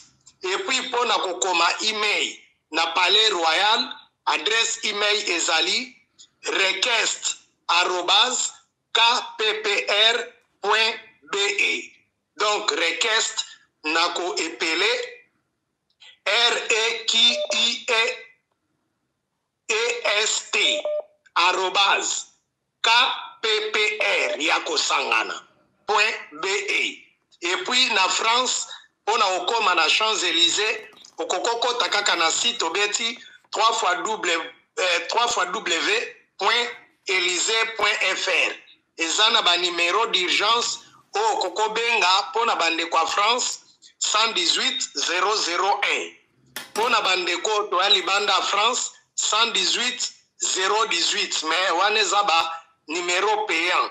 Pona ko atteindre Élysée ezana numéro ya téléphone. Pona biso bande ko to alibanda ya France ezali 0033 142 92 81 00. Pona bandeko ba na France 01 42 92 81 00. Et puis pona ko atteindre Emmanuel Macron na adresse email na ye azwakaya parti na ye République en marche. Donc ezali contact @1.marche.fr. Contact CONTACT@marche.fr. Donc tozo attaquer nanu na ba place wana mibale na ba institution wana mibale o soki to silisi photo komela bango to tinda ba video o nyonso ezoleka surtout video oya rapport ya batu reportage oya batu ya ONI oya eleki na katsa bokoto. Donc ba video wana to kata yango to tinda yango wana ezalaki message. Donc bandeko biso ba o toza déjà engagé na katsa bitumba oyoyo eza eloko moko bandeko mo wana kombo nango vocabulaire wana père vocabulaire wana na katsa dictionnaire à vie na biso ezalaka sute esi elongwa parce que soki tozobanga mobomi oyo tazoboma biso vis-à-vis te tozokendo telemela ye kanambe na moto aye koherite pouvoir na ye chilolo tozotelemela bango. Donc bino bandoki ya mike wana de petits charlatans place na bino na kati na biso ezate. Et puis na lingi na loba lisusu pona bandeko oyoyo bozoya na ide ke ono toya kokutana tosolola non tosi tolobi yango bien batu na batu bazana ba plateforme na bango mutu nyonso na kati ya plateforme na yo travailler nazo sala travail nazo bimisa ba numéro ba adresse à contact soki na kati ya plateforme na bino bozana porte parole na bino tout bo se mettre en marche bokomi botindi ba email bosali makambo nyonso toza su na temps ya kokutana kate. Depuis corona tomoni même biso na Belgique lobby comité de concertation esalamaki ba réunion de ministres koma kosalama na Zoom. Donc makambo tout lelo komo salama na kokomaka tomoni eloko yo mutu moko okobengisa biso toyate pona oya koyebisa biso soko zana likamba koma na ba institution oyo totindi ba adresse oyo benga na ba adresse oyo na ba numéro ba téléphone oyo benga loba proposition na o zanango po biso tozoluka libération mboka ba porte o photo beta bato photo mene bango contre mire yango ba numéro ya téléphone oyo yango ba adresse oyo email oyo yo oluka okutana na bokechwa yambo okutana na commande so okutana ya edi okutana mama de bulono okutana papa aron obo solola nini masolo bitumba ngo tozobunda yango tozoleka ka mikolo nyonso na butu yango oyo tozolonga bamusicien oyo ntango tosotise baconcert oyo nyonso esote baplateforme nini bakutanaki ata mibale mpo bakutana balobaki oyo biso non sikoyo tokomi na mosala collectif tout le monde est combattant yo olingo okutanisa bato yebake totindaki plus de 247 000 email na bacoup de fil soko olingo bengisa bato bakutana bengisa zala pre luka sal tokutana 247 000 personnes et puis futa batike bato bakouta 4 coins ya planète parce que musala oyo esalami eza musala esalami na 4 coins ya planète donc esalami na tous les 5 continents bandeko na Kisasa pe basali zwela bango pe visa baya awawa yo olingi toya kokutana yaka kokutanisa biso toza pre tozozela yo zwela biso salle il y a plus de 247 000 places et puis na mesure sanitaire nyonso ofuteli bandeko nyonso babillet oye tokutana soko wana salle il y a 247 000 personnes te pokutanisa biso tikala na bande na yo sala na plateforme na yo sala nde musala sikoyo towana besoin tosala musala tobenga na occupation tosi tokomi na vitesse supérieure monde ekomi na monde android donc wana nazongelaki mpo nasukisa na bandeko wana yango na kosenga toujours na bato nyonso oyo bozokota na Bokoto TV bandeko nyonso bopartageaka oyo namonaka na Facebook na bino surtout na Instagram na bino badresse email oyo ndenge bozobimisa bandeko nyonso bravo musala malamu ezosalama nde tokolonga baoccupant oyo yango na osengaka na staff technique na biso surtout mpo na makambo ya Fabrigara mama Mungala yo mutoza kuna na Lyon en tout cas photo yeba pe suite mama Elena Garcia kokota kala mingi te mama Jeannette Mafumba mama Tiffany Mira mama Judith Luyeye mama Deboulonné ya Deboulonné TV mama Brigitte Falanka na Londres mama Jema Love ba staff nyonso na kati ya Bokoto TV Blaise Landala ingénieur Steve Malungweni Axel Niwa Bob Mabata commandant Star Leta Thierry le Commando et puis Jacques Ramazani bandeko nyonso ya France Général Kouloufa Mongo Général Kouloufa na kati ya France na bosani yote Général Kouloufa okokota tout de suite nga nazosilisa nayebi ke Général Kouloufa mutakoma kolanda na sima na ngai ou bien ye liboso nga na sima Général Kouloufa vokota pe losako pa ozali en tout cas bandeko nyonso baipo aiza bapitusho mongo Zoro Bilel notre jeune frère na Liège mbo na souhaito bon rétablissement après preuve amuneno osalaki outoleka nango nzamba sunga wabatela vraiment na libota mobimba pona kosukisa na pesaka toujours mbote na bandaka nanu na yo moko Général de Gaulle na Yaedi Bolombo greffier international commandé so place ozakuna na musala en tout cas bon courage mbote mingi na mama Didi Asuta mabolongo inda ma propre belle sœur losako mingi mama Didi Asuta na sukisaka na yemei ya Laurent Sokoko yomoko yebiso na koma kobengo combien de fois mais na lingi na komatsa su dose te naza toujours ko continuer toujours kobenga yo ndenge na continuer kobenga yo na 27 fois mais pona ndeko nango akotaki na 365 ngana matsaki na 730 donc losako place oyali ya Laurent Sokoko nzamba pambola o na musala na ozo sala na o nyonso zo sala nzamba mona yo abakisela yo au centuple. Merci beaucoup bandeko nyonso ya Bokoto TV nazongsi malobe pas Général de Gaulle po bandeko msusu bakota. Merci beaucoup. Merci les grands prophètes Papa Ron, Général Kouloufa Toza Omboka, merci Papa Ron, merci na message kitoko Général Kouloufa Sozo Landabiso maloba mboka yo général kulufa ya général toza kozela yo bandeko na biso message na biso nyonso na mokili mobimba bandeko bolongola kubanga il faut tolonga bitumba oyo tozwa to récupérer mabele na biso na maboko ya bacriminel les assassins bato bazomona bitumba tozobunda théâtre mais mokolo yango ekobetama bokoloba ke bato bazalaka na eloko ya nzambe bokontinue kosakana na nzambe nzambe aza koko na bino te nzambe abenir biso bozwi mboka na biso bosangani na barwandais bokomi kopréféré bozala na barwandais ke bobomaka bana mboka yango wana bandeko na ngai nous sommes déterminés mpona kosauve mboka na biso bandeko na ngai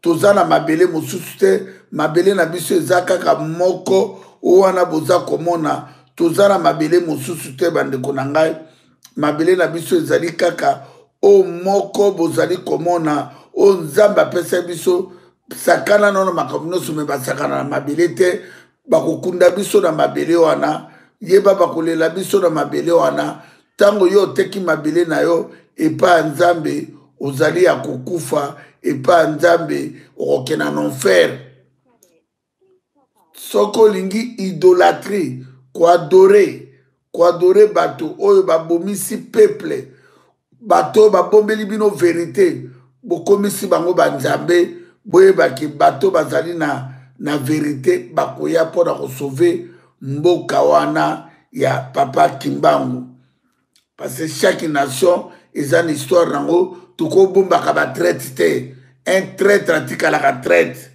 moto oyo ateki mboka na biso azali traite akotikala traite moto abangisaka bino te le peuple de Dieu nous sommes déterminés na mobilisation tous les diaspora ya bana zai tozala bloc mpona kosauve mboka na biso mpona kokimisa binemi ya mboka na biso bandeko na ngai ezali mabele komanda eso na rataki yo ozali en direct waki na message bande balimbisanga bato olandanga na seki kaka mpona moni makambo bamona na te na internet tunangana yebiso nini yango bayo nini yango lisusu ekandi esomi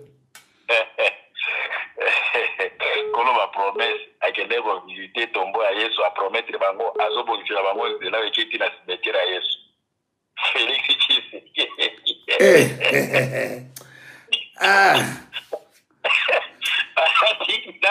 atiki oyo yayeza kopasana madusu patusalite ake kopromete bajifu kunake aza koboka otia makadabu na nzela oyo ezokende ti na cimetière ya yesu place bakonda yesu bandeko oyo kindoki te moto wana aza malade akomi malade akomi malade omona eza na baproblème ya banzela akende kotongela bajipo nzela wana ezokende ti na place ya cimetière ya yesu ye moto alingi atonga babongisango ezalaka bandiolanga boyebisaka soki mpenza toza na mokili mpenza oyo ya bato normal ye moko nano na cikapa kuna epanga bango na motutu kuna ndako ya famille na bango soki bandeko nabengaki mpona yebisa bino kaka ke toza na sérieux problème maladi eza na congo bazotika yango mpe bakokende kosoigne bamaladi ya baboka mosusu yango azwaki 2 millions de dollars apesaki kagame mpo yango wana kaka azotika congo akende kobonga bajifu ville na bango ebonga israel ebonga mais azokende kobongisela bango nzela entre état banzela epai na bango okote badusu partout ville ya salite na monde eza Kinshasa te peuple congolais soki bozoyoka biso te donc je pense que ou bien bino nde boza maladi ou bien mboka eza maladi entre bino na mboka moko eza maladi mais c'est-à-dire que mboka eza bien bino bakongolais nde boza maladi batela bien. Merci commandant Eso Ekandi Esomi général Kulufa nayebi soko ozolanda biso na rate yo général Kulufa mboka yo mpo toluka tozwa mama Elena na grâce akendeki na sale wana général Kulufa toza kozela yo mboka yo général Kulufa Lombindo compagnon de la Révolution. Bonsoir, Général Kouloufa. Bonsoir, bonsoir le général de Gaulle, bonsoir le Congolais Katou Bazali. Na tango tozali ba dekolanga e komitango ya mobilisation. Yango wana tobo sala bilaka te, tobo sala pe masolo te o bakoko pe bandeko bakende basikela biso. Na tango azaïr bobuto ba na biso ko moko tongo to ko tongo to poka to ko moko ba na biso. Akolo ba discours na e o turubi tout comme le soleil se lève avec éclat chaque matin et se couche le soir aux horizons du grand et majestueux fleuve Zaïre, fier d'avoir apporté à l'humanité les serments de survie nécessaires. Les Zaïre, c'est 30 millions de militantes et militants, hommes, femmes, enfants, jeunes et vieux, tous, flambeaux du tricolore à la main, sont aujourd'hui debout, mobilisés, déterminés et rangés derrière l'homme animé d'un seul idéal pour bâtir dans la paix, la justice, le travail, un pays toujours plus beau, toujours plus prospère et prêt pour les grands rendez-vous du donner et du recevoir. Général Kouloufa, Kouloufa, oye! Général Kouloufa, oye! Oui. Et l'autre Kanga Ezali, à l'obina bisoke, tous à la mobiliser, déterminer peuple congolais dans la diaspora, la résistance. Nazo Sengabino, merci mingi la bandeko tout, ma maman nyonso bazalaki bandeko tout bazalaki na palais de justice pour la ça et chanson la résistance sur le monde entier et dans nos organisations mkolwana ya le 25 na Paris. Ma maman nyonso komanda ba mama na biso Jenny Futsi, ma papa na biso nyonso Waiza, Bilel tout o bazalaki wana félicitations à Bino Boleti Tongo pour la relaxer que peuple la soda debout pour la mobiliser et déterminer. Donc on a debout pour déterminer n'enge kakawana. Pas celle ma détermination. Motomoka koko sabisote aya na soda ko sangana. Ko sora ba na ba producteur. Na ba ko la pas passer mutonga la ni o albi ngamo les apishi ko mongo. Donc motika biloko wana. Soki to sangani nde ba ko moya ko kanga ko te biso. Ba Rwanda ba solo par tous les moyens. Tous les moyens pour neutraliser diaspora. Parce que la seule recette qu'elle a diaspora, le lot monde a FCC a sangana na ba politicien. Na ibite nga ermuko pesa mutu pasi. Wayambo. Ngala za unité ne Congo. Très proche à Burundi ya Congo. Na Congo ya neduki wakanda pour ansemi. Na liba ina diaspora na niveau tout. Mais lelo la position mon antima zoki na pesa mo Congo. Na kofinga ete na problème abete na pesa mo Congo pro. Akosanga na Chilombo te. Po Chilombo sangani na nyewo na oyo. Na Kanamba sangani na Kagame. Eza lo moteur ba fere ba ngona ikongo lufola manu. Uzukima mura le bali pa nganda sali. Ya mo peuple congolais. Na ba te ake ba dosara fantil na ba bo. Biso to profiter nango. Mobiliser la makasi les six wana. Ba ba to ke depona ko sa ba tete na biso to la vraie révolution. Vraie révolution to profiter nango. To libérer mboka wana. Kala ne commander sur le biki. Chilombo o azali moto ya pamba. Azoro ko promettre ba Israël atu ba na mbongo bele ba zuri ba na Congo mbongo bele atu ba onzela et pourtant ba nzela ko banda tika sa ezati ba tu ka sa ko matia ko batala maya ka sa ko batima nzela ezati ba to na nzala pour ni nzela ezati ako pasi ba to ezali bo mazo ko bela wana ba to photo sa les faux peuple ko to klima na solo ko alikamba tato ya kangana oyo kangana tatana kangana tamona ya kangana ba ba botama kisoloke dia lungana na ye yaza mwana dia lungana abotati aza mécanicien abotati na mwasi na Rwanda za nguda o aso supporter wa yekota mama ba Rwanda papa ona aza rien à voir na Simoki Mbangu o ya kufa aza rien à voir boke na pasha oiza ko la matea oiza zola sa pona oyeba vraiment ni zaona to landa ete ba distraction akiba ba Congo le 20 avril 2020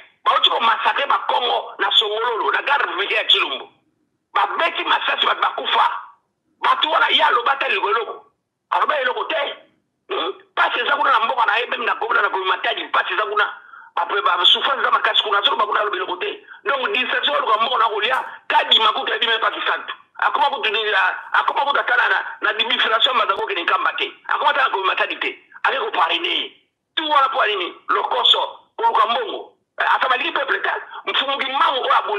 mabele wana akobo abundeli mabele wana hein akobo abundeli mabele wana akobo dépona ba pouvoir abuzo ba osala wana peuple ko tona dans les bons diaspora zo yi tout la toujours ndé to zali to la déterminé ne me président on to la déterminé pour to libérer mboka na biso peuple congolais ba on doit faire ba théâtre to profiter dans le 6 oyo to profiter dans de façon de mboka des la libérer pour ceux qui to landeli kaka ba ne to ke de boy to ko na bu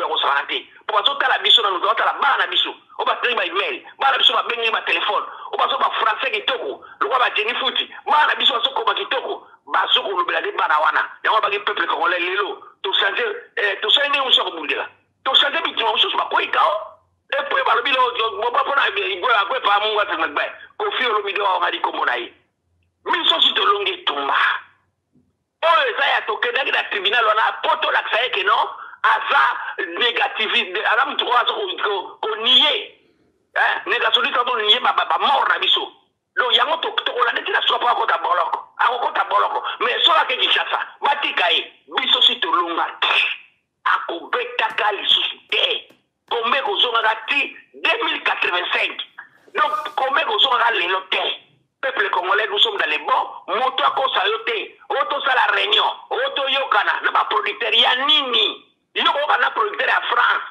yoko na ya Paris mo ya Moscou yoko na ba producteur ya Moscou mo ba producteur wa takuna na Canada le Dimoton o ba sala na Wembley na Londres ba yoko partout bande ko tira biloko wana boti soko lembi na yo na posa mbongo oke kuna chumba ko swayo bakasadi bakenda bagaso yo aboma libala blandi so ko mona ne abakenda bazo loni donc peuple congolais mboko la dizir ba Rwandais soka na contact na Rwandais te on za poste quoi te lelo nani oyo to nani oyo to nani gaso tato ya lokuta o mendi aye pas tiro poani il y a comprendre que Chilombo va pêcher confiance à 100% et pas ya moi comprendre le wana peuple congolais dans les bons tout continue pour ça tout ça là toujours libérer parce que kala mingi te mo za libérer tout ça là tu déterminé déterminer mon temps pour ça oté solo soya to za la unité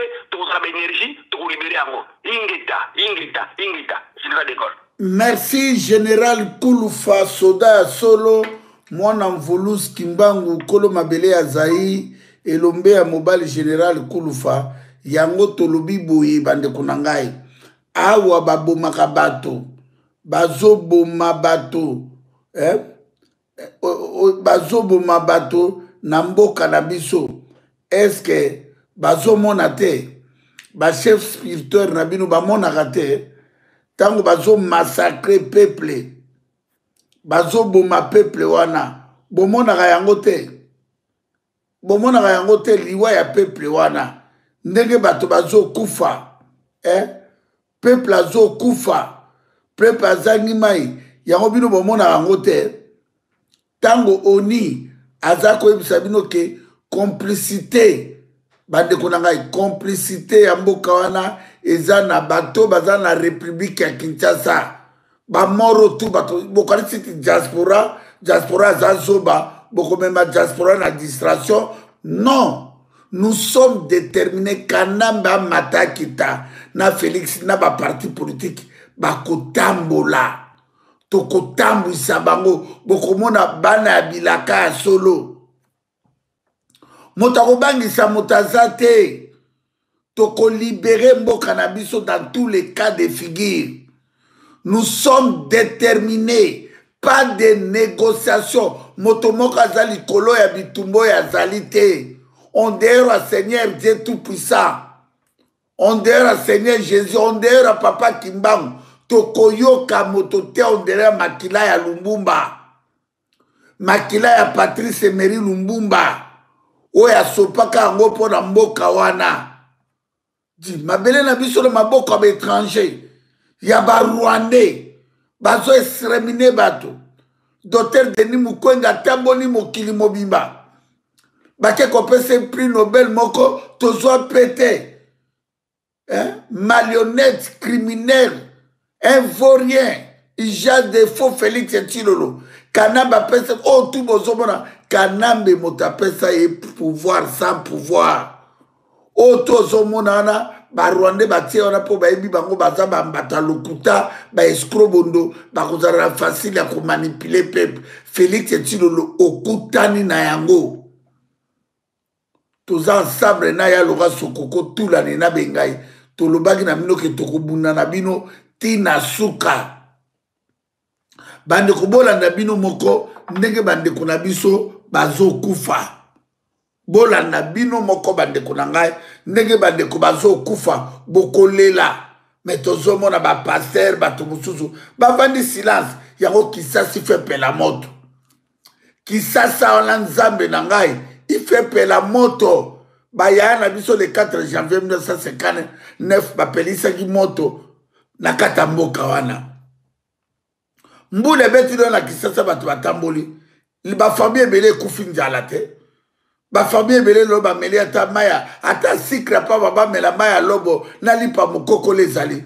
Bande ko bazo kufa, bazo exterminer peuple, bino bazo exterminer peuple, bino bokoyaka na idolâtrie. Bande ko ezanga iboketu ya mote. Eza rote, eza songolo fakalate, bolanda oni mutalobi ngaite bolanda. RDC. Alerte. Finalement, la MONUSCO crache la vérité sur les massacres à Béni. Serrez votre ceinture. Manifestations anti-MONUSCO, la MONUSCO crache des vérités et parle de génocide. Facebook, Twitter, Google-bas+S Reddit peintre Stink et d'un mail. En réaction aux manifestations pour le départ de la MONUSCO, déclenchées après plusieurs massacres à Béni, les responsables de la mission onusienne se sont entretenus avec plusieurs personnalités, des leaders communautaires et associatifs et des autorités. À Kinshasa, à Béni, à Butembo, à Goma, à Bunia. La force onusienne a tenu à donner sa part de vérité sur ce qui se passe sur terrain. Voici ce qui nous a été rapporté des sources directes. Ce qui se passe à Béni, ce n'est pas nous, la MONUSCO, c'est notre partenaire, votre gouvernement et votre armée. Ce qui se passe à Béni, c'est un génocide. Nous sommes venus au Congo sur invitation de votre gouvernement, mais nous devons vous avouer que nous avons été piégés. Nous savons qui tue à Béni, chaque fois qu'il tue, où est-ce qu'il tue et avec qui il communique. Nous disposons des informations de loin plus que ce que vous connaissez et pourrons les déposer en justice si un jour l'occasion se présente. Nous avons des drones et des images satellites. Nous savons ceux qui tuent, comment ils se déplacent, où est-ce qu'ils se positionnent et chaque fois qu'ils tuent. Pour vous donner une idée de ce qui se passe, demandez-vous pourquoi les officiers FARDC, avec qui nous avons vaincu le M23, ont été tués dès que nous sommes arrivés avec eux à Béni. Demandez-vous pourquoi le gouvernement congolais ne veut pas se débarrasser des officiers accusés de crimes et visés par des sanctions internationales.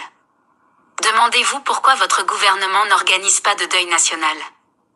Dans tous les pays où nous allons en mission, et où la population est tuée, les gouvernements organisent des journées de deuil national et des actions de solidarité avec les victimes. Savez-vous pourquoi votre gouvernement ne le fait pas? Ce qui se passe à Béni est du pur génocide. C'est le fait de l'ancien pouvoir et son héritage, et ça se poursuit jusqu'à ces jours. Les choses risquent même d'empirer. Votre armée est contrôlée par des forces de l'extérieur. Nous voyons arriver à Béni des officiers et des militaires qui cachent leurs identités. Ils opèrent, puis ils disparaissent. Qui organisent ces missions secrètes au sein de votre armée. Nous fournissons des rations alimentaires et des carburants. Mais nous sommes surpris en découvrant ces mêmes rations entre les mains des ennemis que nous sommes être en combat avec nos partenaires des FARDC. Qui fournit nos ravitaillements aux FARDC jusqu'aux forces ennemies. Pourquoi nos partenaires des FARDC font ça? Il n'y a pas que la population civile qui est tuée à Béni. Nos casques bleus tanzaniens ont, eux aussi, été tués par une force que nous considérions comme étant une force amie. Nous avons perdu des casques bleus malawites et nos ingénieurs. Nous avons aussi vu mourir des soldats FARDC, sacrifiés par leur propre hiérarchie. Nous avons été confrontés à des tensions au sein des FARDC qui cherchaient un affrontement militaire avec nous. Nous avons été amenés à tirer sur les auteurs des massacres, pour stopper les massacres, mais tous ces massacreurs portaient des uniformes des FARDC. Après vérification des cadavres, nous constatons que ce sont des soldats FARDC. Nous sommes en partenariat avec le gouvernement congolais et les FARDC sur terrain, mais nous n'arrivons pas à faire la différence entre les FARDC, forces amies, et les assaillants qui massacrent la population en portant les mêmes uniformes que ceux des FARDC dans les mêmes zones opérationnelles. Qui fournit les mêmes uniformes aux FARDC et aux auteurs des massacres. Ces uniformes ne viennent pas des stocks de la MONUSCO qui sont contrôlés. Demandez à votre armée, qui fournissent ces uniformes FARDC aux forces ennemies et qui, de fait, compliquent notre travail sur terrain. Nous avons pris la mesure de la colère populaire et nous allons mettre en place de nouvelles méthodes de travail pour mener nos missions, mais vous devez aussi vous adresser à votre gouvernement. Notre mandat est de travailler en partenariat avec votre gouvernement et votre armée, mais nous sommes mis en difficulté lorsque nous sommes piégés par notre partenaire. Conclusion. Voilà à peu près ce qui nous a été rapporté des sources directes au contact avec les responsables de la MONUSCO à Beni, Butembo, Goma, Kinshasa. Les responsables de la MONUSCO ont avoué avoir compris l'exaspération de la population et les appels pour le départ de la mission formulée par les organisations de base, y compris celles avec lesquelles elle s'est entretenue pour leur livrer ses vérités de terrain. La question a été posée de savoir pourquoi la MONUSCO a pris contact avec Joseph Kabila. La réponse, selon nos sources directes, est que, selon les responsables de la MONUSCO, Kabila fait partie des responsables de ce qui se passe à Beni. La MONUSCO a annoncé qu'elle ira aussi rencontrer Félix Tshisekedi. Au sujet du mot « génocide », les agents de la MONUSCO n'ont pas désigné un groupe ethnique qui serait coupable. Ils ont parlé de « l'ancien pouvoir et son héritage ». Merci à vous Papaino. Nathalie Rollet, correspondante internationale, CNT, Live. Abonnez-vous massivement, n'oubliez pas de partager.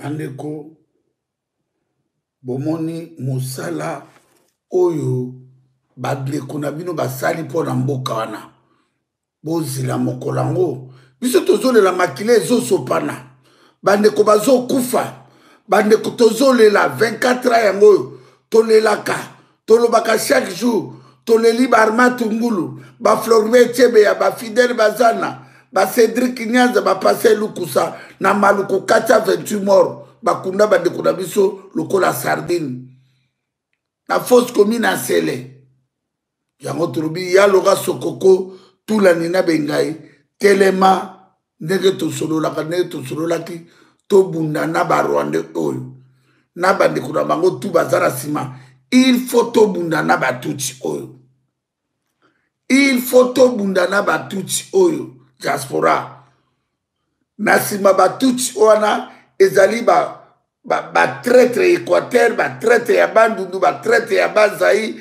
ba traître ya Katanga na Shaba na partout bandeko bato wana bana Kinshasa bateka mboka na biso eza vandi na ba pasteur na ba musicien donc bitumbo tozoleka wa bato mosusu bamona ngo blague mais tokotelaki yango prison na France bato tu bosoutenaki ngai merci mais oyo akoya akobundisa bitumba oyo bandeko na ngai bokomona makambo ekoya bomoni na makambo te bokomona makambo ekoya mboka na biso ekenda peuple azokufa na nzala peuple azorespire te peuple na biso aza étouffé na kosala politique na kati occupation na koextrémine peuple wana bango bazokela na occupation bazoyela bango bamala dollar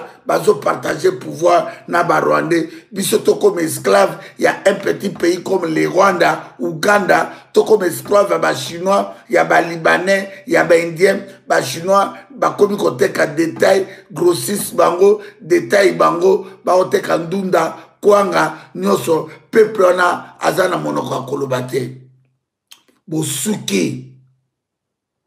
bosuki bravo les diaspora parce que leadership otozoyo diaspora biso toaka ba sempre porte-parole na bino nde boa bakonzi les peuples diaspora Europe Asie Amérique partout il faut peuple à pouvoir pas de négociation avec ténèbres pas de négociation avec nani akoya koya koluka mobulu na kata bitumba oyo tozobundela mboka bino bozobundela baposhi na bino bato nini base repentiraka te na viso osali mabe mingi fo se repentir olobake nzambe na boyi mabe na sali tila lelo oyo bakombata mosusu na barésistant bana nsima bandeko na banga baparti politiki ya baregion balingi peuple azwa victoire te me bokosalaki liboma biso toza na oran oyo tolobaka nzambe abombaka ngai chaque jour apesa nga makasi ata nalembi na moi nalali mwa moke 2 heures du temps na kolamuka na kolobela peuple ya nzambe yo kasi ngai nakoka kolobela baprésident na bino ya baparti politike na kolobela bapaster na bino na kolobela bapère spirituel na bino oyo bazoliamba bazomela makila ya peuple wana peuple zaïrois l'air est grave l'air est grave l'air est plus que grave les peuples zaïrois tozala bloc na bao ba comprendre que tozaba na bilaka ife to délivrer mboka wana tokolibere mboka wana kala mingi te tokolibere mboka tanto ekozwa biso tokolibere mboka wana tokolibere bolobaki lelo la basangani kuna na barwandais boyebisa biso siko avantage ya peuple wana eza wapi bato babomi ba millions de millions basangani na bandeko na bino emonani po basa marche siko avant tokozwa libération ya mboka na bata modele wana bamodele ya ndenge wana bata lolenge ya ndenge wana no diaspora réveillez-vous les zaï aux zaïrois d'abord bamama babotaki biso te po to akotika bato na mokili babotaki biso te tokoma baesclave babotaki biso te bakonyokola biso bolongola kobanga bokomisi bato banzambe tro bolongola kobanga bana kisasa bakinois bolongola père bakinois bolongola kobanga bana kisasa bolongola kobanga to gagner bitumba biso atosi tosala révolution bandeko na biso ya mai bazoka bino bakinois batelemela mboka ntina lelo 24 ans baprotegeaka mabele wana babundaka na Kagame bazobunda na Museveni babundaka na Félix Tshilolo yango wana bandeko na biso boyebake bitumba oyo moto akobangisaka boketi oyo ambasade te abotami te mpe akozalaka te mpe azali te batelefone na bino to bozobenga na koyamba ta moto moko titi bokolemba ate kozwa mo bobandaka kobenga botitititi bokolemba bino bozobundela insecte bozobundela moto akokufa lobi mpe akozonga te akomata mpe likolo te bandeko na ngai bitumba oyo ekomi na esika yango merci ya Yalora Sokoko tulani na bengai Yalora Sokoko merci beaucoup merci na papa Aron merci na honorable Toussaint Luyeye merci na bato tout o bozana kata bokoto bosabone Steve Manungweni ingénieur merci na bandeko tout bandeko tout bon mabata ba mama nyonso merci ba mama Jeannette Mafumba ba Blaise Landala ba mama Mungala ba mama Deboulonné ba Jenny Fouti ba Maserati ba mama Antoki Kela ba mama Yuyu Mutumos ba mama Nasha ba mama Nadia mama Congo merci merci Nabino Ipo Waiza merci tout le monde merci Nabino